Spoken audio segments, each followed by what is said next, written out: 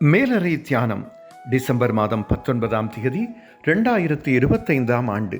எழுதியிருப்பவர் Walter பெட்டில், ரெனசி, USA. தலைப்பு ஆவிக்குரிய கல்வேலை. வாசிக்க வேண்டிய வேத பகுதி மத்தேயு 16ஆம் அதிகாரம் 13ஆம் வசனம் தொடங்கி 20ஆம் வசனம் வரை. இன்றைய நாளுக்குரிய தியான வசனம் மத்தேயு 16ஆம் அதிகாரம் 18ஆம் வசனம். நான் உனக்குச் சொல்லுகிறேன், நீ பேதுருவாய் இருக்கிறாய், இந்த கல்லின் மேல் என் சபையை கட்டுவேன், பாதாளத்தின் வாசல்கள் அதை மேற்கொள்வதில்லை. ஏராளமான கல்லுகள் காணப்படும் பிரதேசத்தில் நான் வளர்ந்ததால் அந்த கல்லினால் செய்யப்படும் வேலைகளை பார்ப்பதில் எனக்கு ஆர்வம் அதிகம். அங்கு வீடுகள், ஆலயங்கள், சுவர்கள், வேலிகள் ஆகியவை கல்லினால் கட்டப்பட்டவை.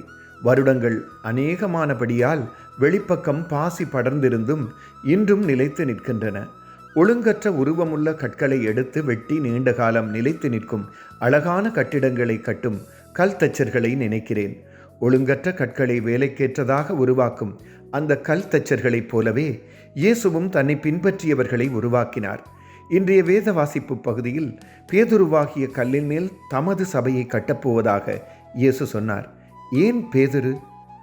தான் கைது செய்யப்படும் அந்த இரவில் பேதுரு 3 தரம் தன்னை மறுதளிப்பான் என்று தெரிந்திருந்தும் பேதுருவை தெரிவு செய்தார்.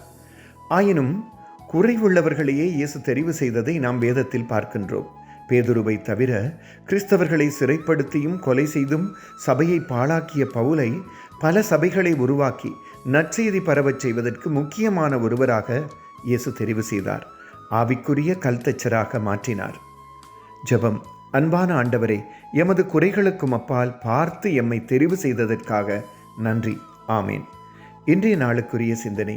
என்னில் குறை இருந்தாலும் சபையில் உபயோகிக்கப்படுகிறேன். கர்த்தருடைய அன்பும் இரக்கமும் அவரது பிரசன்னமும் இந்த நாளில் உங்கள் அனைவரோடும் கூட இருப்பதாக.